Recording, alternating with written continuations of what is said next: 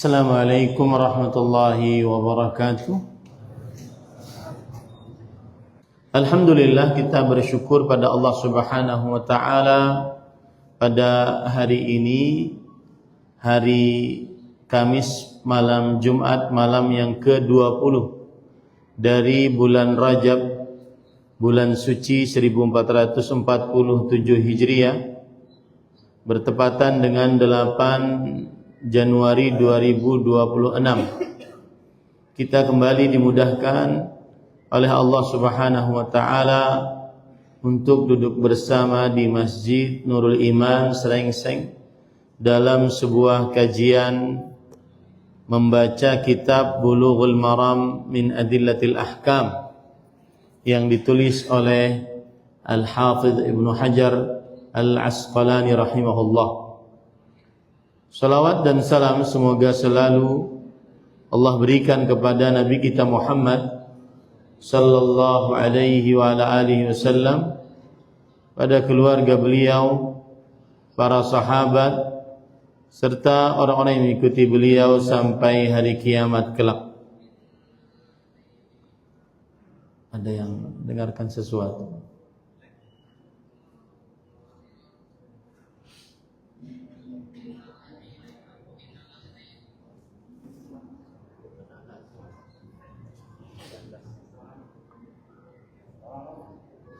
Dengan nama-nama Allah yang husna dan sifat-sifatnya yang mulia kita berdoa, Allahumma inna nas'aluka ilman nafi'an wa rizqan tayyiban wa amalan mutaqabbala. Allahumma amin. Ahibati fillah, afani Allah wa iyyakum. Bapak, Ibu, saudara-saudari jamaah Masjid Nurul Iman yang saya cintai karena Allah, semoga Allah Subhanahu wa taala selalu memberikan afiat pada kita di dunia dan di akhirat. Kita di dalam kitab Bulughul Maram membahas Kitabul Jami'. Kitabul Jami' adalah kitab yang terakhir dalam kitab Bulughul Maram. Jadi kitab Bulughul Maram ini sebenarnya adalah kitab hadis atau kitab fikih lebih tepatnya, karena di awal-awal kitab misalkan kitab Thahara, kemudian di bawahnya bab miyah, bab air, bab al-aniyah, bab bejana-bejana, bab izalatun najasah wa bayaniha, dan bab menghilangkan najis dan seterusnya. Kemudian kitab shalah, kemudian kitab puasa. Di bawah kitab itu ada bab sampai kepada kitab yang terakhir, yaitu Kitabul Jami'. Dan di dalam Kitabul Jami' ada di bawahnya bab. Bab yang sudah kita pelajari adalah babul adab.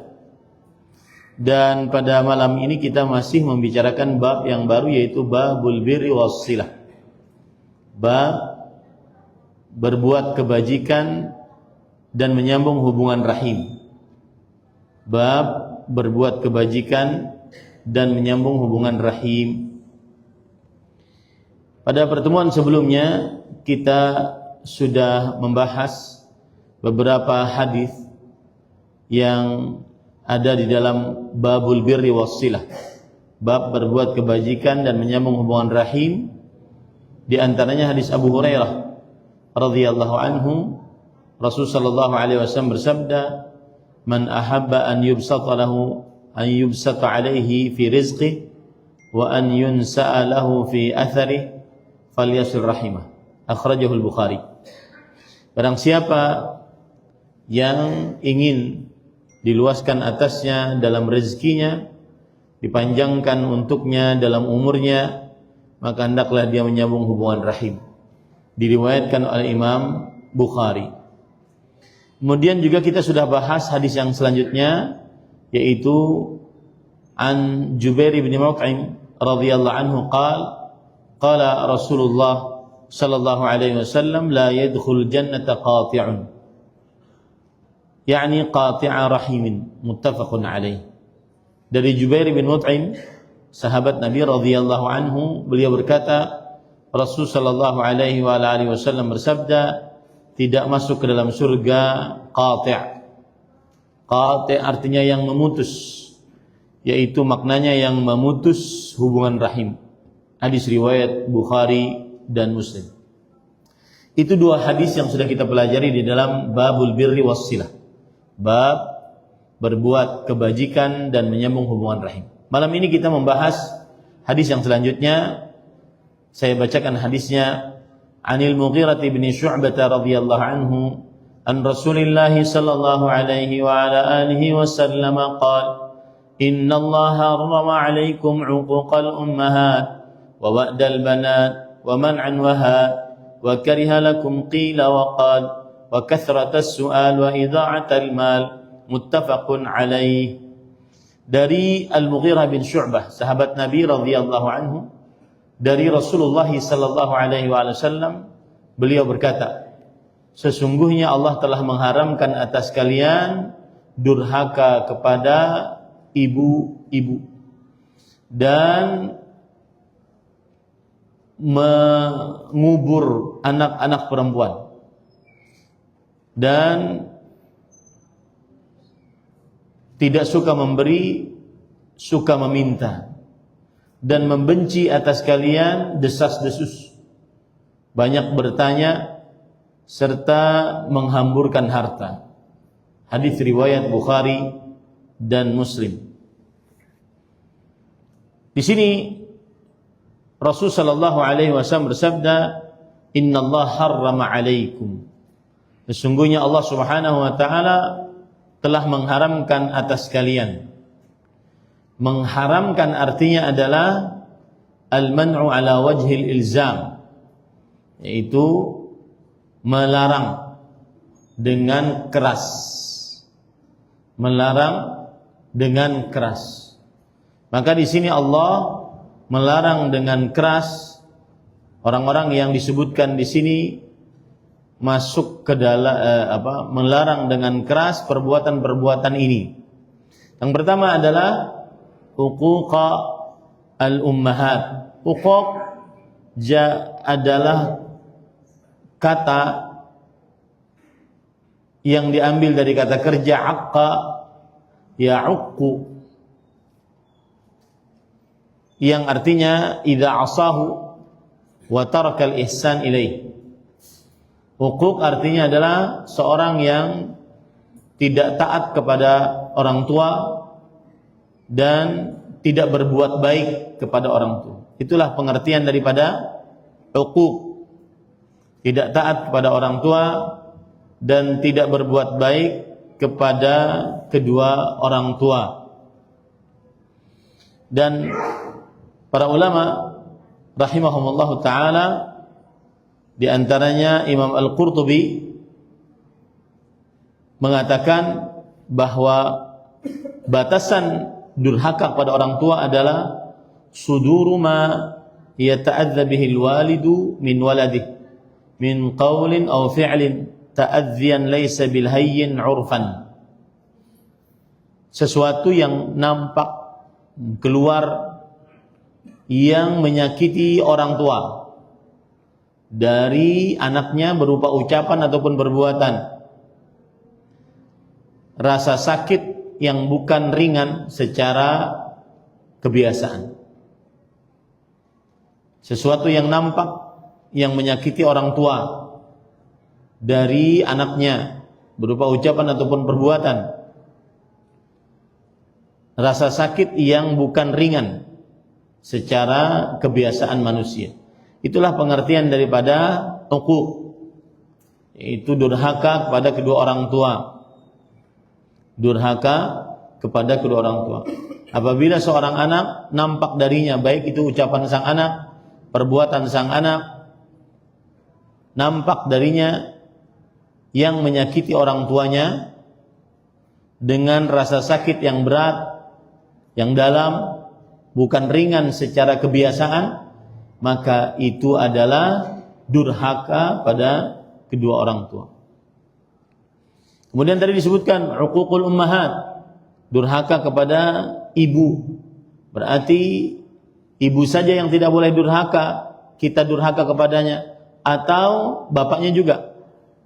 Maka para ikhwan yang dirahmati oleh Allah, yang dimaksud dengan kata-kata ibu di sini adalah orang tua, bukan sekedar ibu yang mengandung dan melahirkan serta menyusui, tetapi orang tua baik bapak dan ibu. Kenapa disebutkan ibu? Di anna aktsarul 'uquq innama yaqa'u 'alal ummahat li dha'fihinna. Nah, ini perhatikan, ini sering terjadi sekarang. Kenapa disebutkan durhaka kepada ibu? Karena kebanyakan kedurhakaan terjadi kepada ibu. Kebanyakan kedurhakaan terjadi kepada ibu saking lemahnya sang ibu. Nah, dia perempuan. Ini sebab yang pertama. Mengapa disebutkan kedurhakaan kepada ibu, bukan kepada bapak? Meskipun maksudnya adalah orang tua, bapak dan ibu. Kemudian yang kedua sebabnya kenapa disebutkan durhaka kepada ibu? Li'anna hurmatahunna akadu min hurmatil aba.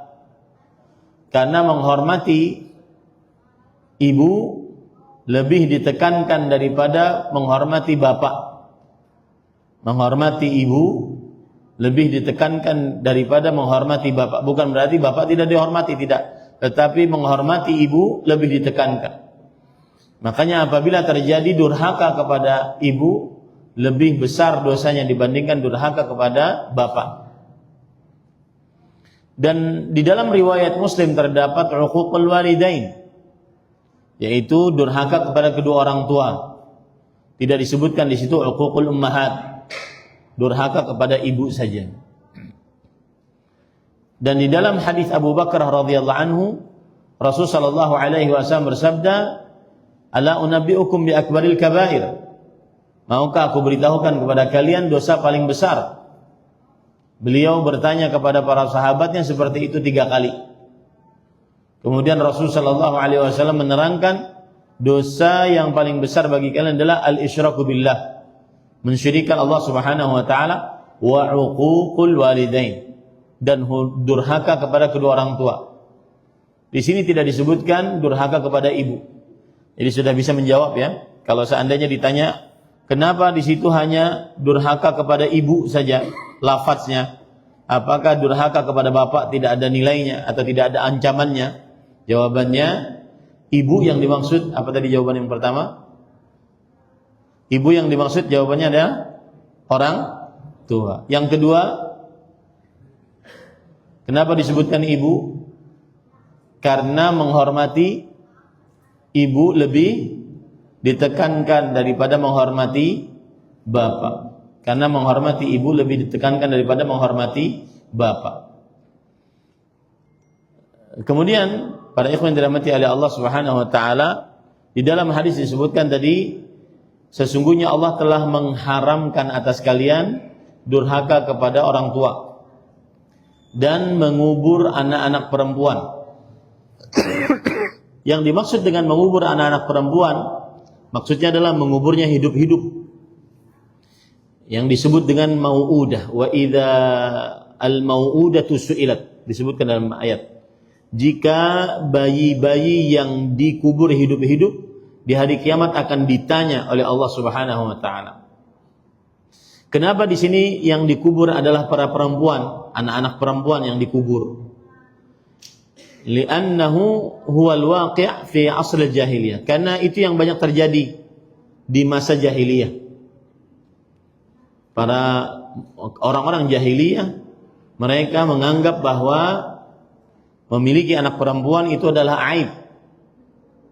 Memiliki anak perempuan itu adalah aib. Sedangkan di dalam agama Islam tidak aib. Makanya Allah Subhanahu wa taala berfirman dalam surat An-Nahl ayat 58, 59. Wa idza busyira ahaduhum bil untha dhalla wajhuhu muswaddan wa huwa kadhim yatawara min al-qawmi min su'i ma busyira bih ayumsiku alahun am yadussuhu fitra ala sa'a ma yahkumun. Surat An-Nahl ayat 58, 59. Yang artinya, apabila salah seorang dari mereka, yaitu orang-orang jahiliyah, diberi kabar bahwa dia mendapatkan kelahiran anak perempuan, maka hitam merah padamlah wajahnya, karena dia sangat murka dengan anak perempuan. Dan ini patut disyukuri bagi para wanita muslimah, datangnya agama Islam yang dibawa oleh Nabi Muhammad SAW memuliakan jenis perempuan. Dan banyak sekali kebiasaan-kebiasaan kaum jahiliyah yang menghinakan perempuan. Ia menyembunyikan dirinya dari banyak orang. Jadi kalau dapat anak perempuan, dia sembunyi dari banyak orang, disebabkan buruknya berita yang disampaikan kepadanya. Lalu dia berpikir, apakah ia akan memeliharanya dengan menanggung kehinaan, ataukah akan menguburkannya ke dalam tanah hidup-hidup. Ketahuilah alangkah buruknya apa yang mereka telah tetapkan tersebut. Ini menunjukkan bahwa kebiasaan kaum jahiliyah adalah mereka mengubur anak perempuan khususnya hidup-hidup. Kemudian wa man'an wahad, dan Allah mengharamkan atas kalian man'an. Man'an artinya adalah yaitu seseorang tidak mau memberi. Man'ul insan ma yutlabu badluhu min mali aw manfa'ah. Seorang yang kikir, pelit, medit, koret, ini diharamkan oleh Allah Subhanahu wa taala. Dan Rasul sallallahu alaihi wasallam bersabda, la yastami'u fi qalbil 'abdil mu'min al-iman wasyuh abadan. Tidak akan berkumpul di dalam hati seorang hamba keimanan dan sifat bakhil, kikir, pelit, medit, koret selamanya. Enggak akan ngumpul. Ya, orang muslim tidak bakhil. Man yabkhal fa inna ma yabkhalu an nafsih. Barang siapa yang bakhil, sesungguhnya dia merugikan dirinya sendiri. Orang muslim tidak bakhil. Itu yang dimaksud dengan man'an, yaitu menahan sesuatu yang diminta untuknya mengeluarkan hartanya. Wahad talabul insan ma la haqqa lahu fihi min malin aw manfa'ah, yaitu suka minta-minta yang bukan hartanya dia suka minta-minta. Pungutan-pungutan liar, kemudian parkir-parkir liar, kemudian begal-begal, jamret-jamret, nihat, itu artinya kasih, yang diharamkan oleh Allah Subhanahu wa taala. Kemudian setelah itu Rasulullah SAW bersabda, wa karihalakum, dan Allah membenci bagi kalian.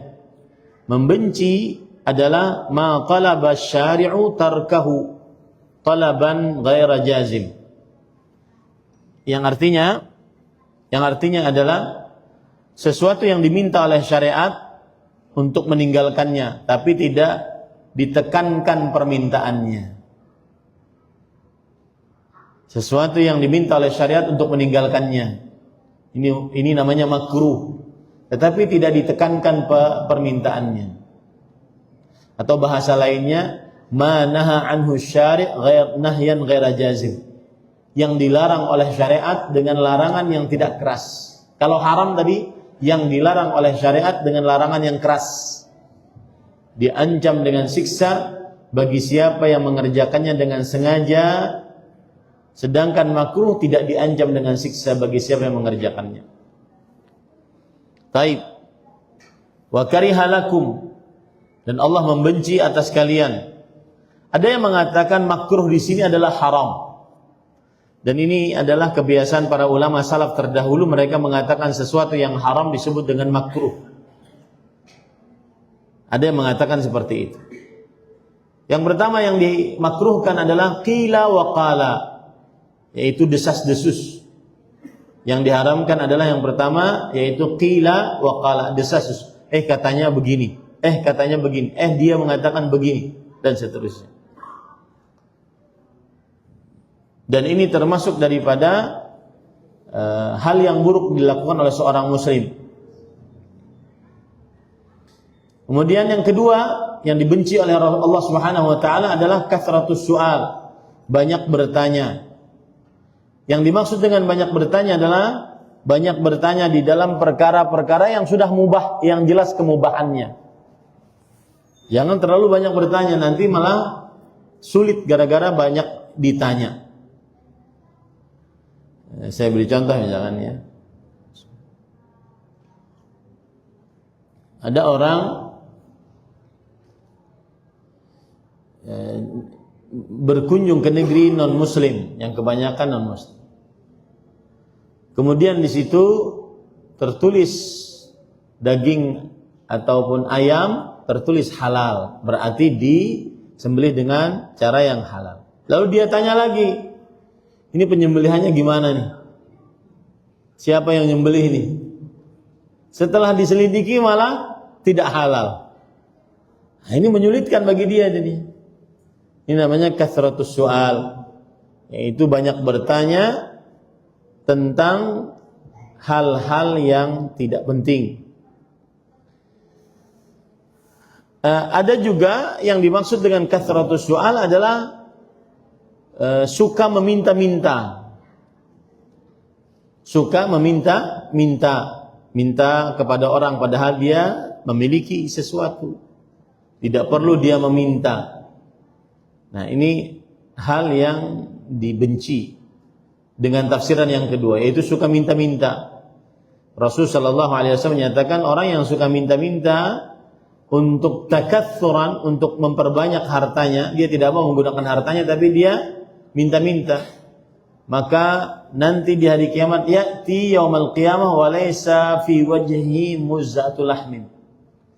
Datang pada hari kiamat dan di wajahnya tidak ada sepotong daging pun. Saking seringnya minta-minta. Jadi di situ ada dua tafsir, banyak bertanya untuk sesuatu yang akhirnya menyulitkan dirinya sendiri. Yang kedua adalah banyak bertanya, yaitu banyak meminta. Minta yang tidak diperbolehkan untuk meminta-minta. Ada orang yang diperbolehkan untuk minta-minta. Di antaranya orang yang kelilit hutang agar bisa melunasi hutangnya. Yang kedua, orang yang ingin memerdekakan dirinya dari perbudakan, yang disebut dengan mukatab. Ada orang yang kehabisan hartanya ludes karena musibah. Maka ini minta-minta boleh pada kesempatannya saat itu. Taib. Ini adalah kemudian yang ketiga yang dibenci adalah idha'atul mal, menghambur-hamburkan harta. Termasuk di dalamnya yaitu hartanya tidak dijaga, tidak dikunci, tidak dimasukkan ke dalam rumah dan seterusnya. Tidak dijaga. Maka akhirnya menjadi bahan curian. Ini termasuk daripada menghambur-hamburkan harta. Motor diletakkan di parkir, tidak dikunci, tidak diapa, padahal tidak ada penjaganya. Ini namanya menghambur-hamburkan harta, termasuk di dalamnya hal tersebut. Termasuk di dalamnya juga menghambur-hamburkan harta adalah terlalu banyak makanan-makanan yang dibeli sedangkan tidak dimakan, menghambur-hamburkan harta. Nah, dan mubadzir, sikap mubadzir adalah sikap saudara-saudaranya syaitan. Innal mubadzirin kanu ikhwanasy syayatin. Sesungguhnya orang-orang yang mubadzir, menyia-nyiakan harta adalah kawan-kawannya syaitan. Termasuk mubadzir yaitu menghambur-hamburkan harta adalah merokok. Rasulullah sallallahu alaihi wasallam bersabda, "Inna rijalan yatakhawwaduna fi malillah bighairi haqq." Sesungguhnya ada orang-orang yang menghabiskan hartanya di selain jalan Allah Subhanahu wa taala tanpa kebenaran, maka akan disiksa pada hari kiamat. Termasuk di dalamnya adalah merokok, membakar rokok. Dan membakar rokok, kemudian dia hisab, itu lebih buruk daripada dia membakar uang, meskipun dua-duanya mubadzir. Kenapa demikian? Karena merokok yang aktif berbahaya, apalagi yang pasif, apalagi anak-anak kecil. Maka ini lebih dahsyat keburukannya dibandingkan yang hanya sekedar membakar uang. Membakar uang. Ini termasuk daripada menghambur-hamburkan harta, yaitu merokok. Nah, Taib. Sekarang apa pelajaran yang kita bisa ambil dari hadis ini? Yang pertama, hadis ini menunjukkan haramnya durhaka kepada orang tua. Kenapa demikian para ikhwan yang dirahmati oleh Allah Subhanahu wa taala? Karena kedurhakaan kepada kedua orang tua adalah dosa besar. Sebagaimana hadis Rasul sallallahu alaihi wasallam, "Ala unabbiukum bi akbaril kabair." Maukah aku beritahukan kepada kalian dengan dosa yang paling besar? Salah satunya adalah uququl walidain. Ada penjelasan menarik dari Imam Az-Zahabi rahimahullah di dalam hadis ini. Kata Rasulullah SAW, maukah aku beritahukan kepada kalian dosa-dosa besar? Kemudian beliau menjawab, al-isyraku billah, mensyirikkan Allah. Lalu setelah itu durhaka pada orang tua. Imam Az-Zahabi berkata, unzur kaifa qarana al-isa'ata ilaihima wa adamal birri bihima wal ihsana ilaihima bil isyraq. Perhatikan bagaimana beratnya durhaka pada orang tua. Yaitu Allah Rasul sallallahu alaihi wasallam menggandengkan durhaka kepada kedua orang tua dengan kesyirikan. Ini menunjukkan bahwasanya dosa besarnya durhaka kepada kedua orang tua. Dosa besarnya durhaka kepada kedua orang tua. Taib. Sekarang kalau ada yang bertanya, Ustaz, apa potret orang yang durhaka kepada kedua orang tua? Maka perhatikan ini baik-baik. Durhaka kepada orang tua, potretnya banyak sekali. Yang pertama, membuat orang tua sedih sampai menangis. Baik dengan ucapan atau perbuatan ataupun dengan sebab. Kita menyebabkan orang tua menangis atau sedih, baik dengan ucapan kita atau dengan perbuatan kita. Kemudian yang kedua, membentak, memarahi kedua orang tua dengan cara mengangkat suara dan berbuat atau berkata keras terhadap mereka. Allah Subhanahu wa taala berfirman, "Wala tanharhuma wa qul lahumā qawlan ma'rufa, qawlan karima." Janganlah kamu membentak keduanya dan ucapkanlah untuk keduanya ucapan yang mulia. Kemudian yang ketiga potretnya adalah at-ta'affuf, yaitu berkata dengan perkataan yang paling rendah yang menunjukkan kepada kekesalan.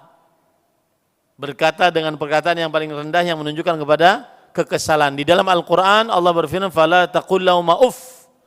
Janganlah engkau katakan kepada mereka berdua perkataan kekesalan. Nah, itu saja tidak boleh, apalagi yang lain-lainnya. Yang keempat yaitu al-abus, bermuka masam, cemberut, ya, muka marah di hadapan orang tua. Ini termasuk daripada potret kedurhakaan. Yang ketiga, Yang kelima yaitu melihat dengan menajamkan pandangan, dengan membelalakkan mata, tanda bahwa dia marah kepada kedua orang tua. Ini termasuk daripada durhaka kepada orang tua. Kemudian termasuk di dalamnya, nah ini ya, memerintah orang tua. Termasuk di dalamnya orang tua kalau sudah tua, sudah pensiun, rumah yang dulu tinggal dia masih kecil dijual, perabotan dijual, akhirnya dia tinggal dengan ke anak-anaknya. Nah, saat itulah anak-anak harus hati-hati. Jangan memerintah kepada orang tua. Memerintah, tolong sapuin dong, Mak. Tolong masakin dong, Mak.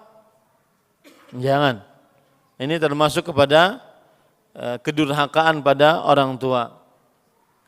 Kemudian yang ketujuh yaitu mencela makanan yang disiapkan oleh orang tua, terutama oleh ibu. Sebagaimana disebutkan dalam hadis yang diriwayatkan oleh Imam Bukhari, fa Rasulullah sallallahu alaihi wasallam ma'aba ta'aman qattu in a'jabahu akal wa illa taraka. Adalah Rasulullah sallallahu alaihi wasallam, beliau tidak pernah mencela makanan sama sekali. Jika beliau merasa suka makanannya, beliau makan. Beliau tidak suka, beliau tinggalkan. Dan beliau tidak pernah komentar terhadap makanan tersebut, apalagi sampai mencela. Nah, ini termasuk di dalamnya, termasuk durhaka kepada orang tua adalah mencela makanan yang biasa disediakan oleh orang tua.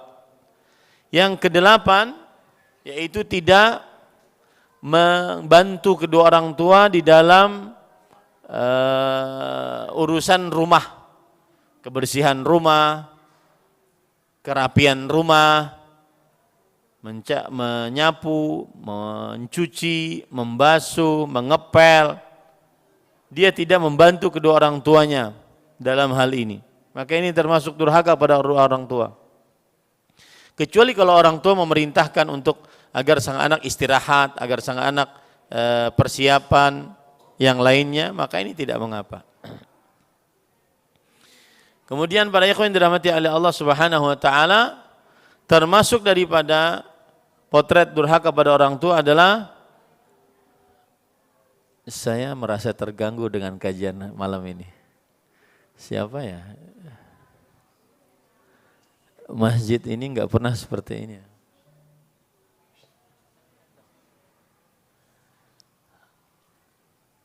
Ini jadi perhatian untuk Masjid Nurul Iman. Bertahun-tahun saya di sini enggak pernah seperti ini.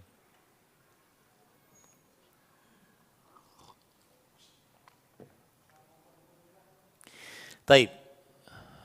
Dan ini termasuk qillatul adab, termasuk daripada adab yang kurang dan harus dinasihati.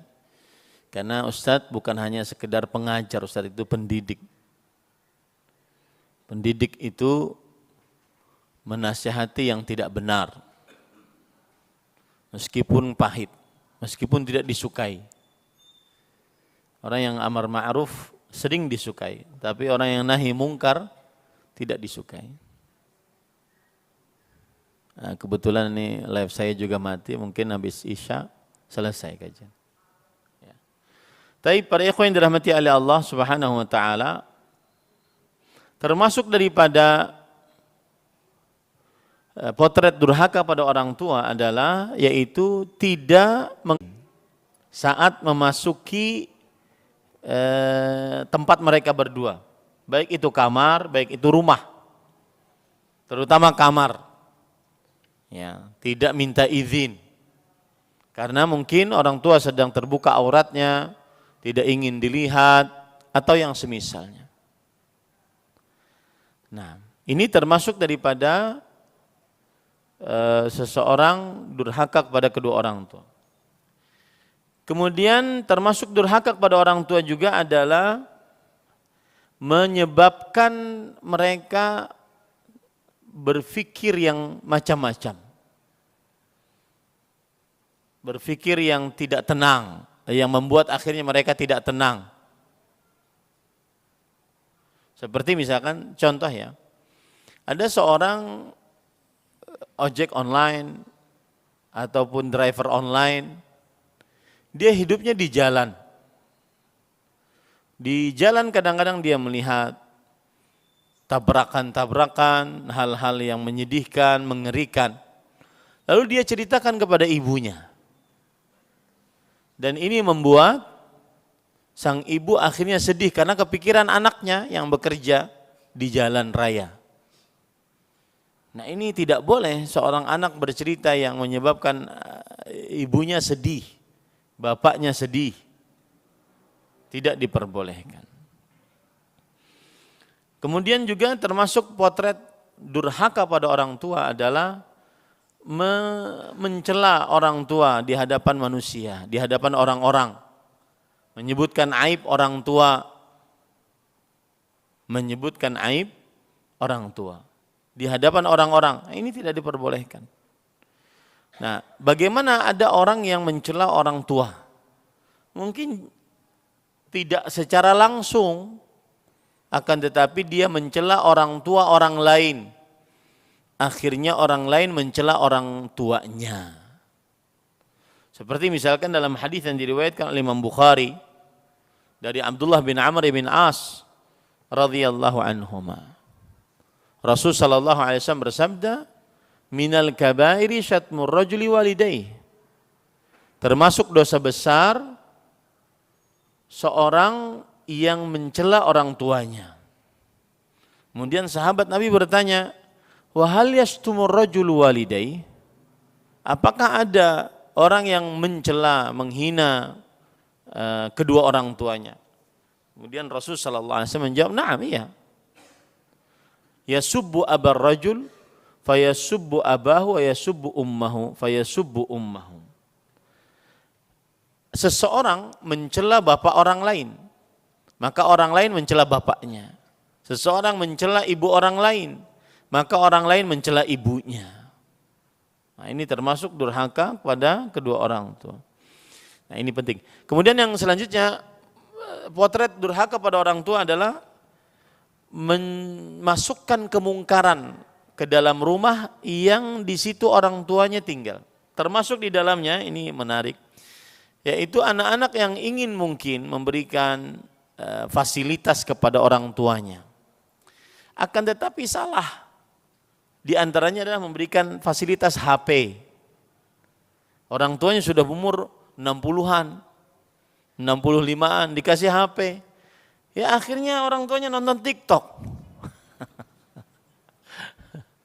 Akhirnya orang tuanya nonton berita-berita politik yang menyebabkan akhirnya orang tuanya lalai.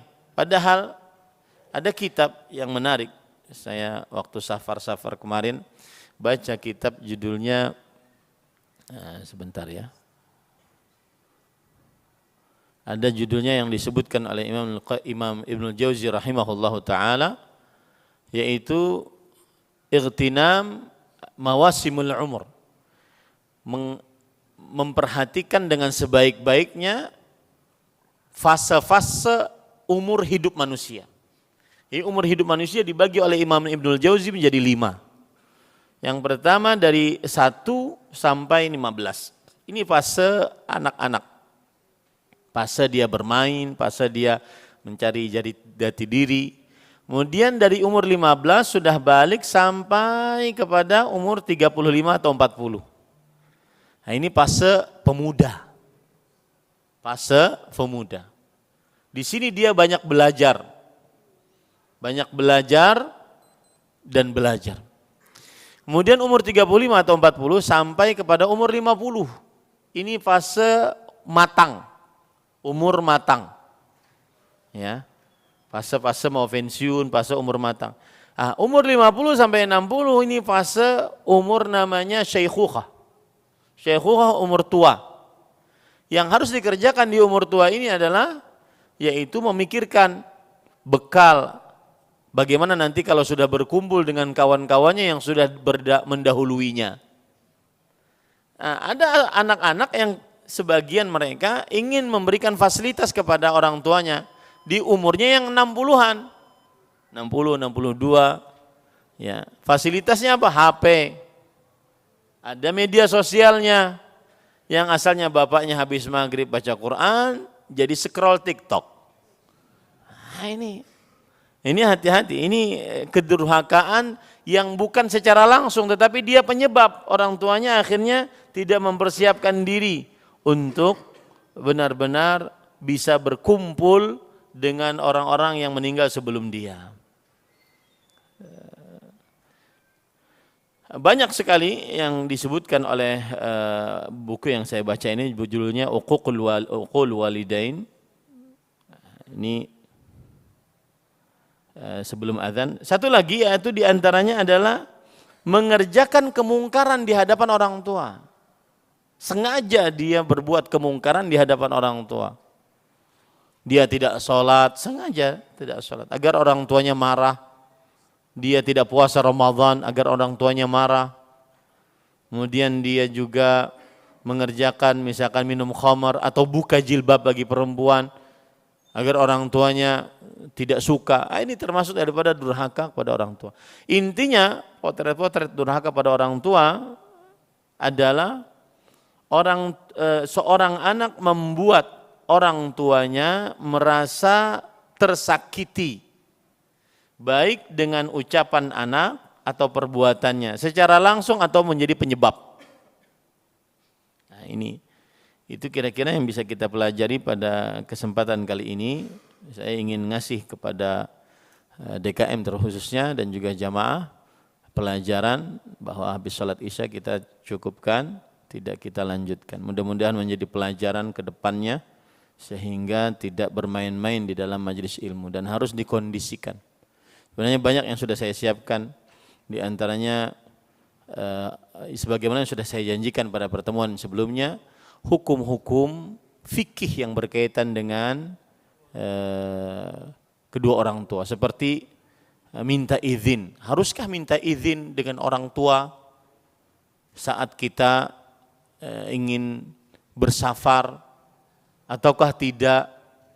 Kalau tidak diizinkan bagaimana? Izin yang bagaimana yang harus kita taati dan izin yang bagaimana yang harus kita tidak taati kalau tidak diizinkan. Itu semua ada ilmunya.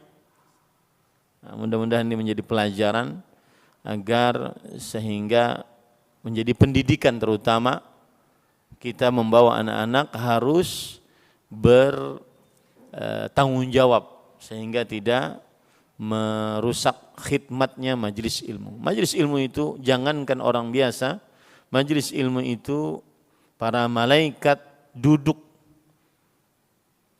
menutupi dengan sayapnya.